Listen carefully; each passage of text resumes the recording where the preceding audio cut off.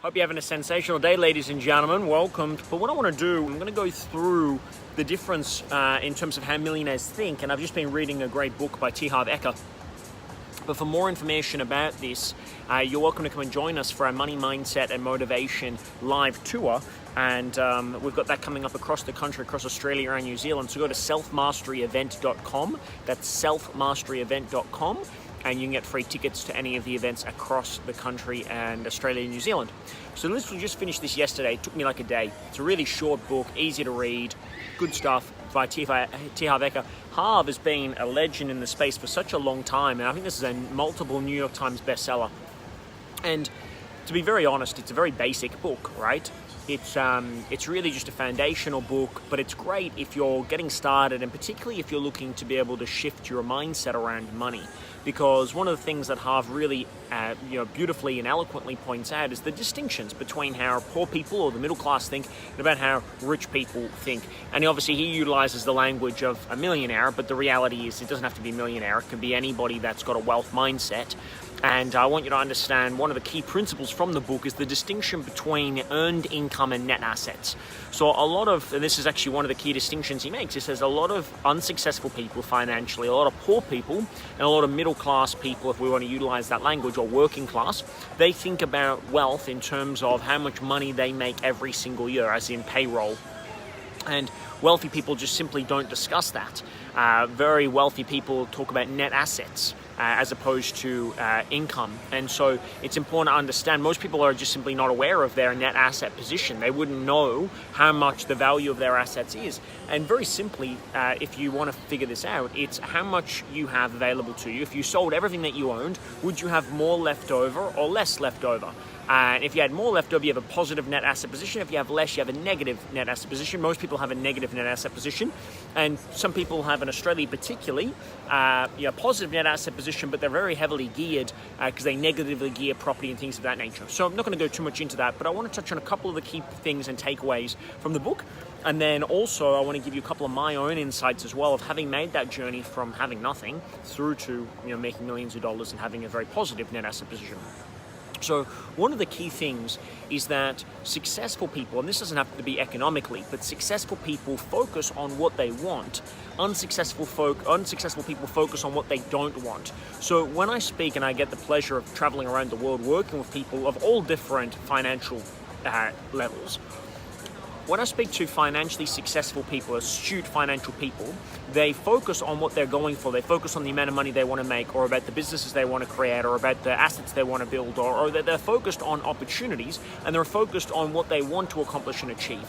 But 9 times out of 10, when I speak to somebody that hasn't mastered the game of money, they focus their attention on not wanting to be in a certain position, so not wanting to be under financial pressure, not wanting to be in debt, not wanting to worry about the bills. And so they're focused naturally on the opposite of what they don't want, as opposed to the focus of what they do want. Now, that doesn't mean to say that successful people financially don't have debt, don't struggle to pay the bills, and don't also have pressure around money.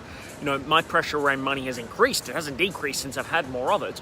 But I want you to understand that my mindset and that of most people that I speak to that are financially successful are focused on what they do want. And I think that's very simple, but it's a super effective and important part of the overall process here. So that's number one. Number two, as part of that as well, is to understand that where your focus goes, energy flows and results show. And I was having a great conversation with one of my good friends and a very financially successful man in his own right, Simon Rawati. And Simon, if you're watching the video, wishing you well. But Simon, one of the things that I picked up from Simon was this idea that if you focus on the opportunity, the problem will disappear. But if you focus on the problem, the opportunities will disappear. And, I'm probably terribly paraphrasing this, but the Chinese symbol for crisis is that of problem and opportunity combined. And so it's really important that you get the right idea and truly focus your attention on what it is that you want as opposed to what it is that you don't want. So that's one of the key principles. I'm just going to go through a couple of these as well because there's so many within the book as well. This is a real powerful one. And this is not so much the law of wealth, because the law of wealth and the law of income are very different things. But if we just look at the law of income, because that's one of the key parts of creating wealth, one of the laws of income is that you are paid based on the value you bring to the marketplace. And I've been watching a lot of stuff recently around the pay discrepancy between men and women. And I think that we probably got this conversation and narrative wrong. That's not to say that women are not paid less than men, or even that some men are not paid less than women in some cases.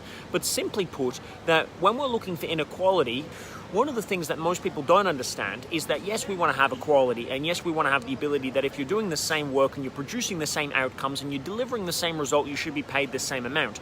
But we live in a world of complete inequality. And, we can utilize that inequality to our advantage, as in we can rise against that, or we can continue to hope that everyone's going to sort themselves out. And I think if you are watching this, you have a level of personal responsibility that exceeds that of most people. And if you are exceeding that of most people, I want you not just aim for equality, but I want you to aim for absolute opulence and absolute success, and whatever that means in your life. And so rather than aiming for what does everyone in my industry get paid, you should aim to make more than your industry. And the way that you do that is by adding more value to the marketplace than anyone else in your industry is able to add. And Jim Rohn once beautifully said, he says you get paid based on the value you create, but based on the books on the read, the seminars that you attend, and the courses that you go through, because the more you do, the more you can then add value to. And so if you're not making the money that you want to make, I put it to you that the reality is that money is an economic instrument. It's a means of value. And if you want to get paid more, you have to find a way to add more value to people's lives. Or add the same value but to more people's lives. So it's either a volume or it's a quality piece, but that's up to you.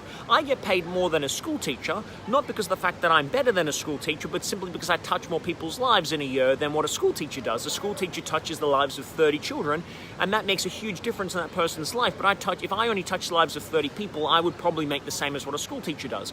And so you could say that's fair or that's not fair, but simply put, it is the way that it is. And I choose to leverage my time and my impact and touch more people's lives in a way that allows me to make more money. And it's also because of the fact that I've learned how to do that. So one of the key principles there is that if you want to make more money in terms of income, you've got to add more value. Then building on that, if you're making more money, but that doesn't always mean to say that you're going to make more in terms of grow your personal wealth. And the only way that you do that fundamentally is this, and that is that you have to spend less than you earn. And you have to find a way to make the money that you're making in terms of your own personal income work for you by acquiring assets that are going to grow in value. And those assets that you buy may be homes or shares or a variety of different options, businesses, for example. But the premise is that you've got to find ways of accumulating assets. If you look at the wealthiest people in the world, they're not the wealthiest because they earn more per year than everybody else. They're the wealthiest because they own more assets than anybody else. I think that's really important as a key takeaway as part of what we're sharing here. Some other key points and takeaways as well. What else we got? And I think the band's about to start up here in all the world too as well. Got some other ones. I think this goes without saying. If you still have a negative mindset around wealthy people, get out of your own fucking way. But I think one of the key things is that money doesn't change who you are, but money expands who you are. So if you're already a dickhead, you're going to still be a dickhead. But if you're a generous person, you're going to be even more of a generous person. If you're a loving person, you'll be more loving with your money. And if you are more selfish, you're going to be more selfish with your money. It doesn't change the fabric of who you are. It just expands whatever you are and what you're already doing. One more key takeaway here as well. Let me find one more takeaway. There's so much in the book. Real good book, by the way. Oh, this is a real good one. And that is that successful people play the game of money to win. Unsuccessful people play the game of money not to lose. And that's such an incredible distinction, but it's so simple. And I ask you, with regards to your own finances, are you playing the game financially not to lose money? Or are you playing the game financially to win money? Because, there's times to be conservative, there's times to be bullish, but truly, you're not going to be able to create an avalanche of financial abundance in your life. Love you too, Karim. You're not going to be able to create an avalanche of financial abundance in your life if you're playing the game not to lose. Because fundamentally, if you're playing the game not to lose, the purest example of that was to take all your money out of the bank and put it onto your mattress. That's the fastest and probably safest way not to lose. However, what you don't realize is that the market is constantly growing and outreaching you. And so in that case, what's actually happening here is that slowly the value of your money over a long term is actually going down by about 3% every year. 3% in 1 year is not a big deal. 3% over 10 years is 30%. It's actually more because it's compounded upon that. So it's probably closer to 38%, 39% in real terms. So if you had $1 million in the bank now, next year it's only worth $970,000. And so it's going to continue to decrease over time pretty substantively. And you'll be down by 30% by the time you get to the end of the 10 years. So if you're not playing the game to win, you are already losing. You just don't realize it because it's going to take a long time before the scores are calculated. So I'm going to go through through a lot more of this stuff. And the event, the tour that we've got coming up, you want to go to selfmasteryevent.com to find out more. But the tour is not just about money. It's about living a wild life, about having wellness, income, love and lifestyle, and direction, but surely living an incredible quality of life, the quality of life that allows you to be here in Uluwatu at the Anantara Resort here as well. That occurs because of the fact that we're real good at making money.